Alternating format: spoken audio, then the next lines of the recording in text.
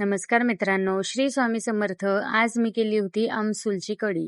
त्यासाठी 7-8 आमसूलचे तुकडे घेऊन ते एका पाण्याने धुवून घेतले आणि 5 मिनिटं भिजत घातले. पातेल्यामध्ये थोडे तेल टाकून त्यात जिरं, मोहरी, लसूण, हिरवी मिरची, कढीपत्ता आणि थोडीशी हळद टाकून ते परतून घेतले. त्यात भिजवलेली आमसूल टाकून दिली आणि झाकण ठेवून ते थोडं 5 मिनिटं शिजवायला ठेवले.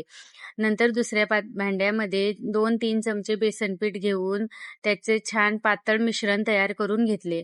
त्यामध्ये थोडे भरपूर पाणी टाकायचे. भरपूर पाणी का टाकायचे? जेव्हा आपण ते मिश्रण आमसूलमध्ये ओततो ना, तेव्हा लगेच गिठोड्या होत नाही, म्हणून त्यासाठी भरपूर पाणी टाकायचे. आता आमसूल शिजलेली आहे, त्यामध्ये तयार बेसन पीठ टाकून द्यायचे आणि आवश्यकतेनुसार पाणी टाकून द्यायचं. त्यात थोडा चिमूटभर गरम मसाला, चवीनुसार मीठ आणि चवीनुसारच गूळ टाकायचा. तयार आहे आपली आंबट गोड आमसूलची कढी. व्हिडिओ आवडल्यास लाईक, शेअर आणि सबस्क्राईब करा. बाय.